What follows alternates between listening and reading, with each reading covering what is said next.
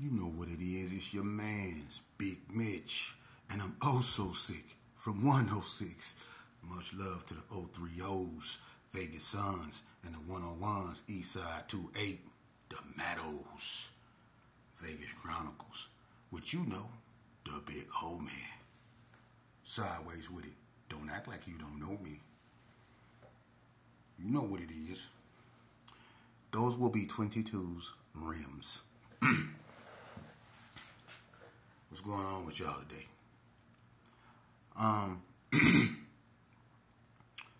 Somebody asked me a question, and yes, I am Baku out of Jabari. But seriously, somebody asked me a question. Two people asked me questions. I know I got videos to get back to, but these questions need to be answered. The first one was about the 50s, the rolling 50s. And when did Vegas Heights become rolling 50s? Okay. Well, I grew up next to Vegas Heights, and when they was undercover Crips, UCCs, Herbie Hyde, Boy, rest in peace, Mark Burrell, all them up over there, Big Steve, all those. I grew up with a bunch of those dudes, and they were, when they first started off, they were undercover Crips. Now, whoever started undercover Crips, what you call them name is attached to it. I don't know if it's true. You got to have somebody that's really, G-Force or somebody to step up and say, this is how that was laid down when he came to the UCCs. But Maine Chaney, GQ Maine Chaney, name was attached to that, the undercover Crips. Now, if the undercover Crips got their influence from the GQs, it wouldn't be a surprise because the GQs influenced a lot of people, But with that said, they were UCCs, undercover Crips, 501 was their number. And one of my best friends was a UCC. His name was Tim.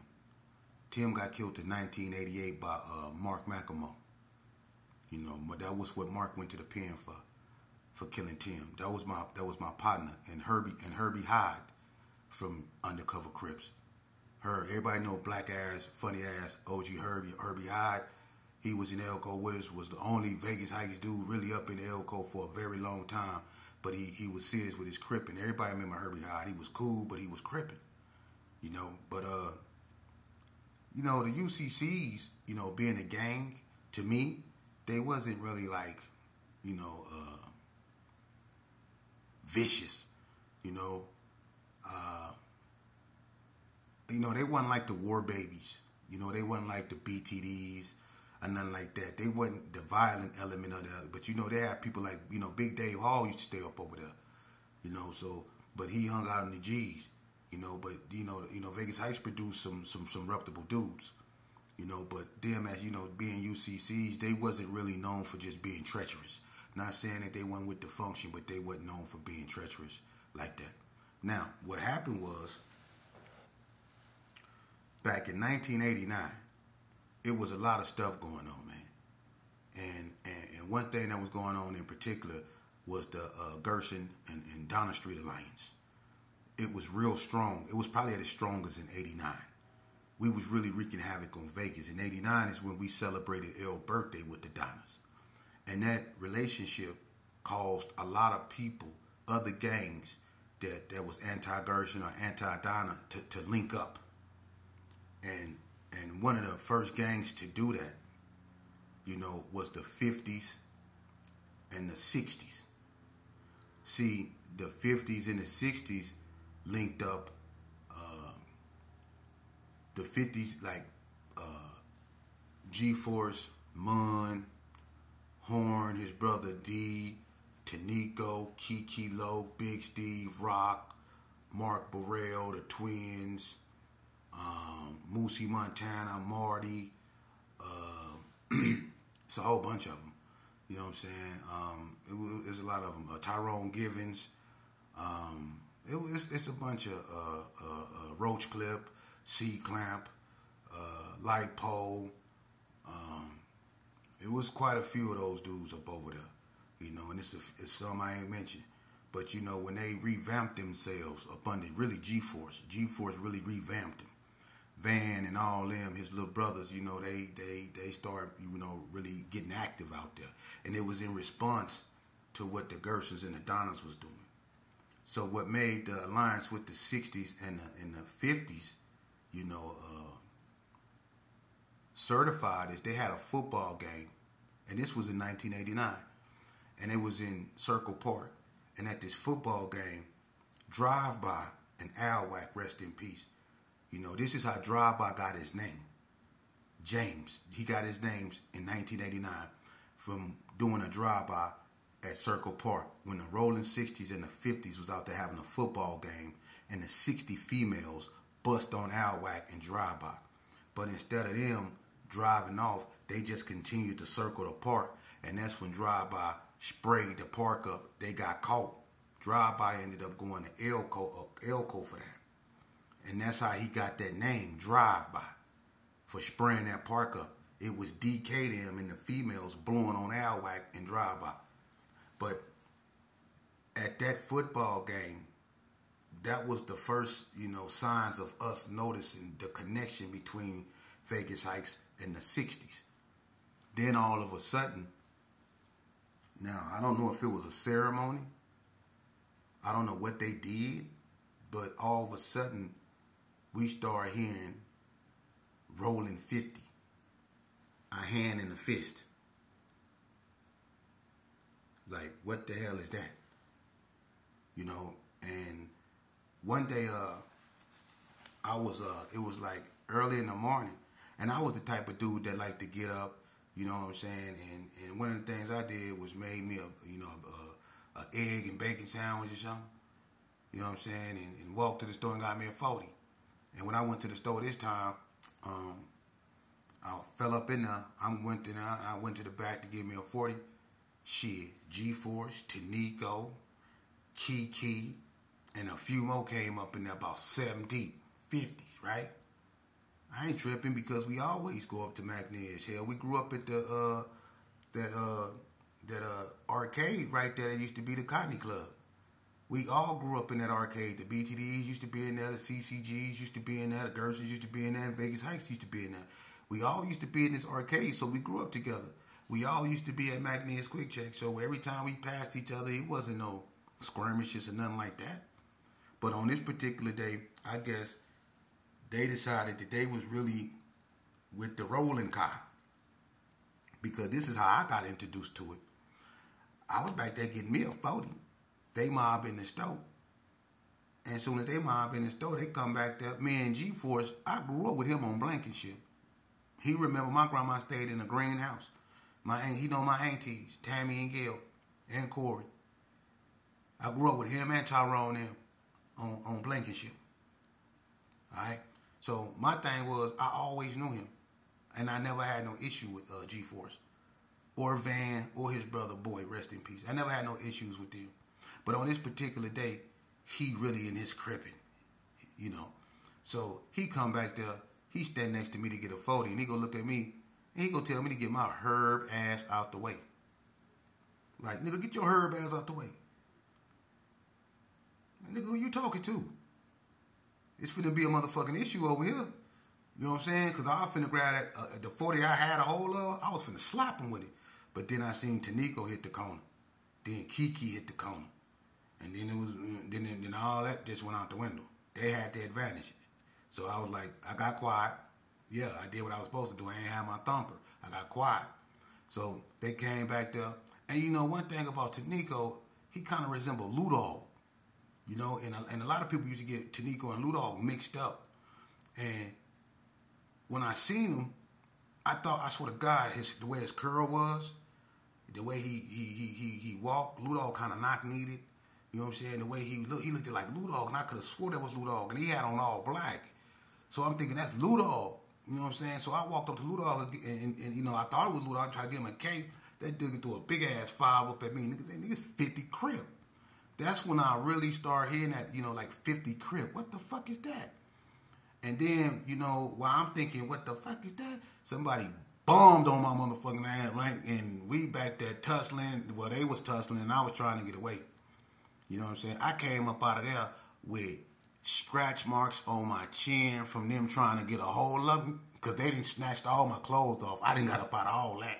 You can have the shirt, the hat, all that, a shoe. You can have that too. I didn't got up out of all that. But when they got me out of that, they started going for my flesh to try to get a hold of me. You wasn't getting that. I came up out of there.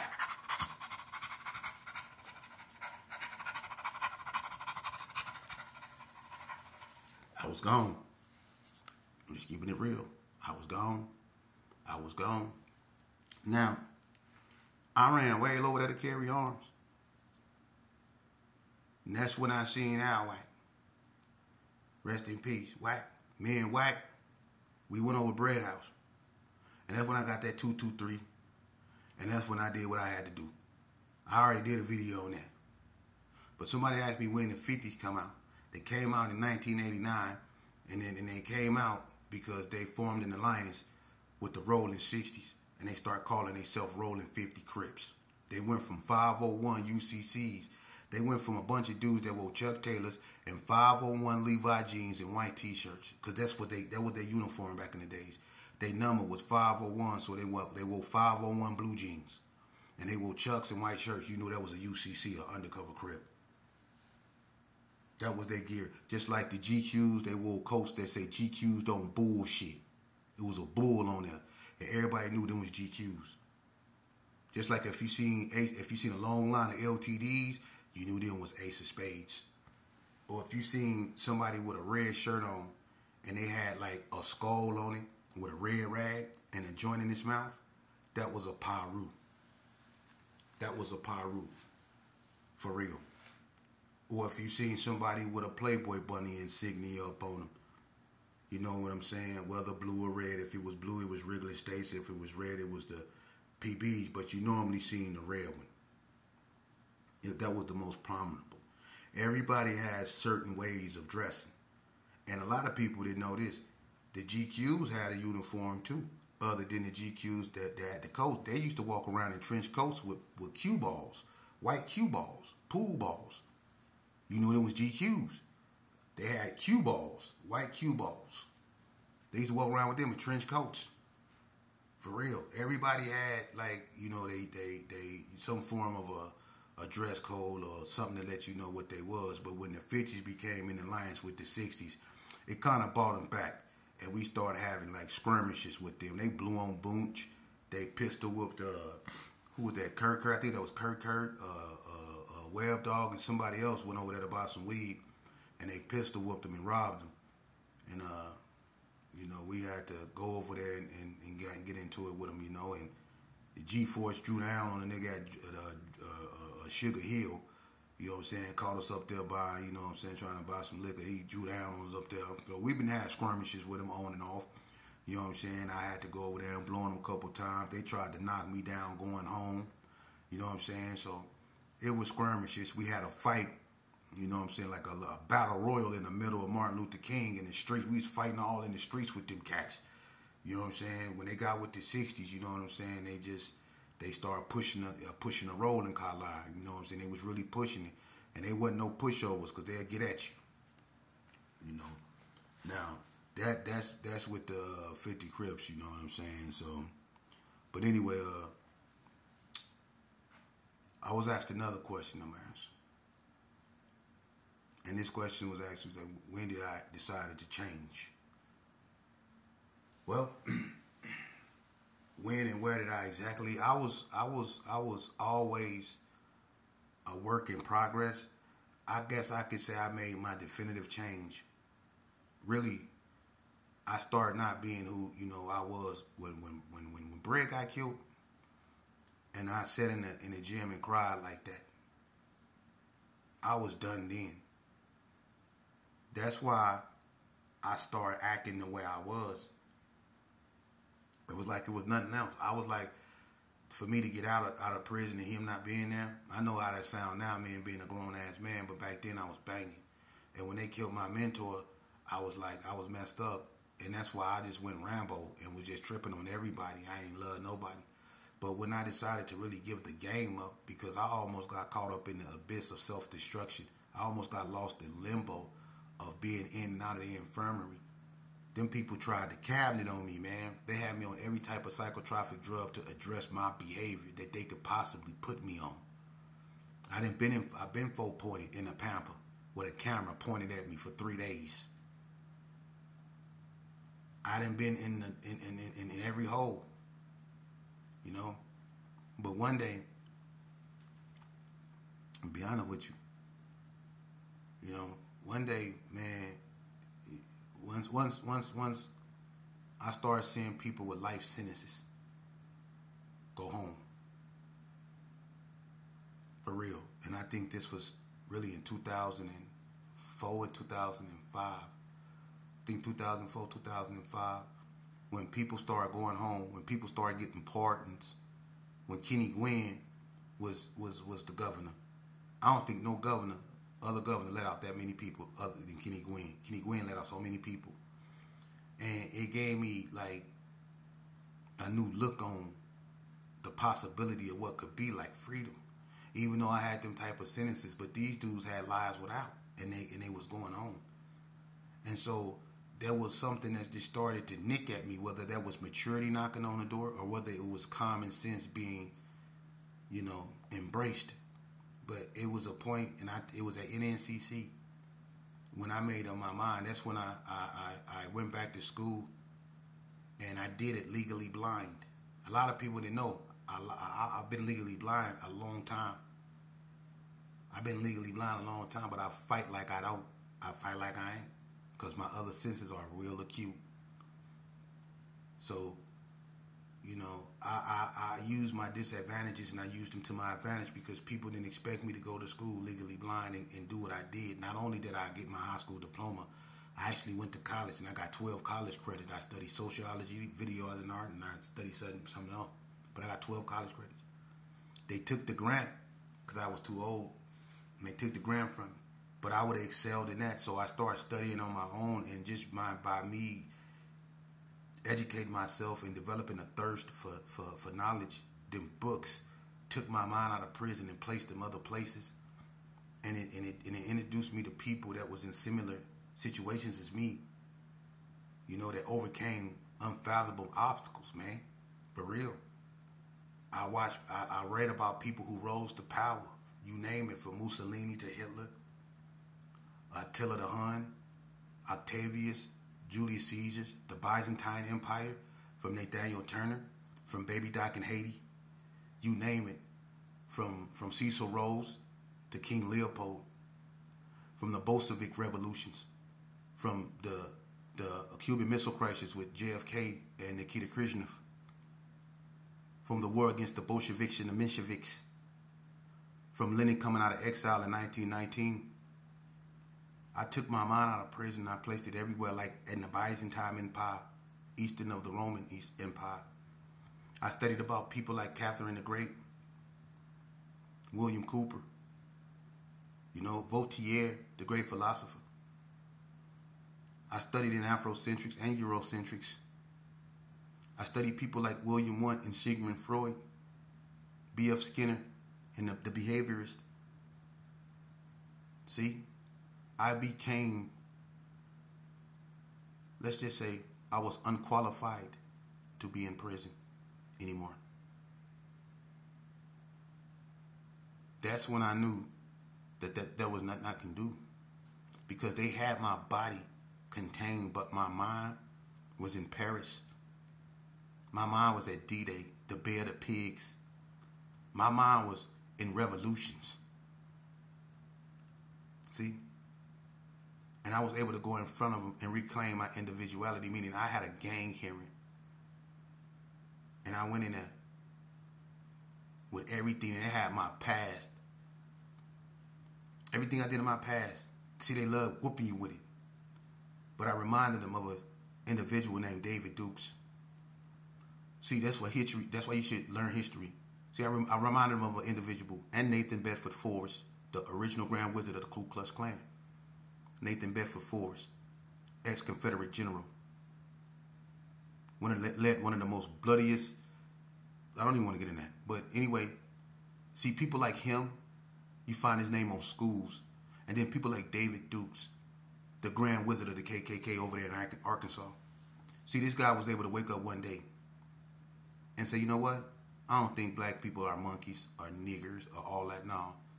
He just said he gave his life to God and he got to run for governor after all that bullshit that he was responsible inadvertently or advertently for through his racial hatred and the shit that he used to spew. But he got a second chance and he almost won governor. But see, a person like me, we don't deserve second chance. We go forever be a gang member. We go forever be the scum of the earth according to them. I had to remind them of that. You know, I know what I did and I accept it. That was then, this is now. I'm trying to fight for what I am, my humanism, I'm trying to fight for my life. I'm trying to fight for everything I stand for, even though I took someone's life. But I think I can do everybody better just as being out here saving lives. And you know what? They wouldn't even take me off gang file because it's not set up. I exposed the system. I did everything that was required of me, and I did not let them use my past to keep me on there. I neutralized that because I brought up theirs. And you know what? They had to tell the truth. They told me this is not set up for you to get off. It's not. But what we can do is render you non-active. It's the same thing. Miss Morals, the head caseworker, started crying because she knew it was racist. So to all y'all that think you can go to the penitentiary and get out, you can drop out and write a long bunch of paper on stuff that you got to admit to and all that. You can do all that, but it's not set up for you to get off gang file, bruh. You can go to the hearing and you will come out of there still on there. It don't matter what you do. You can say the word life. You still gonna be on gang file. See? But I fought them. They meant I'm non-active. And that's as far as they gonna let me go because they know that it's rigged for you not to be put off there. But I fought them. See? I fought. And that's what I want to do now. I'm bringing y'all history because I'm not scared of what. Listen, there's a lot of people out here that got so much to say about what I'm doing. They can hate on me. They hated on Jesus. Jesus always had a Judas on the side of him. They hated on Martin Luther King. He always had a Judas on the side of him. Every slave rebellion that got crushed, it was always the Judas that was on the side of them, ear hustling, and went and told Master what was going on because they were scared of freedom. They were scared to do for self. They were scared to think for themselves. That's what these cats out here do. See, they got to get together and click up and hate on you. Because if they stand by themselves, they nobody. When they look themselves in the mirror, they looking at nobody. They looking at people that had to wash other men's drawers in prison. Some of them had hangers stuck in uncivilized places. You know what I mean? Yeah. Some dudes done got their teeth slapped out their mouth. Some dudes weren't allowed to throw up no gang signs up over there. See? Some dudes got their room. Some people that went in dudes' rooms and took everything in their face out their room and walked out and turned around and threw them a suit because they wasn't that cold-hearted. Took all their stuff and then turned around and then just threw them a soup left it when one to show them that they had a little bit of humanity in them. They wasn't that cold-hearted, but they took everything else. And what did that person do? You people that be out here huddling up doing this, you didn't do nothing. You didn't do nothing. And while y'all huddling up talking about me and hating on me, won't you huddle up and come up with an idea? Because all y'all put together got the IQ of a pigeon. Won't you put y'all heads together since y'all like coming together and spending each other's breath all day talking about another man? That's why y'all don't attract nothing but flies, because y'all don't do nothing but sit back and talk shit. So you attract a bunch of flies because you're always talking shit about other people. For real. First and foremost, man, what I'm doing, y'all don't never check them white people that be saying, oh, this is Vegas. This is over here, the notorious Gerson Park. Once used to be gang that was known for being very, y'all don't check them. They be chronicalizing history, huh? And then some of y'all got the audacity to say, man, we ain't like them Kelly boys. We don't need to chronicleize our history. Then what we do this shit for? For our kids to repeat the cycle, you stupid mother. We learn history so it won't repeat itself. See? And you go learn one way or other because history won't repeat itself. So you go learn one way or the other. So what's wrong with me giving this Vegas history? It's too real for you? Y'all can't fake the funk? Huh? You know you was a bench rider trying to act like a starter? You know you had pom-poms stepping in the drill team better than the women? Some of you cats out here was high steppers. In more than one ways than one. You was high steppers. You know what I'm saying? Y'all was stepping stepping the fuck out the way. That's what y'all was doing. And y'all want these kids to believe that y'all was all that in the bag of chips. You know you wasn't, dude. No, you wasn't. A lot of y'all wasn't. And the real ones, they know they don't want their kids out here dying. The real ones want their kids to live a long life. They know that them their greatest accomplishments. A lot of these dudes don't want their kids to succumb to the same thing that they did, to be locked up. A lot of these dudes done already lost their son to the system. And they messed up in the head behind that, man. Some of these dudes is alcoholics behind that, man. I failed my son up there trying to be like me. He didn't call a murder. Now I ain't gonna never see my son again. I'll be able to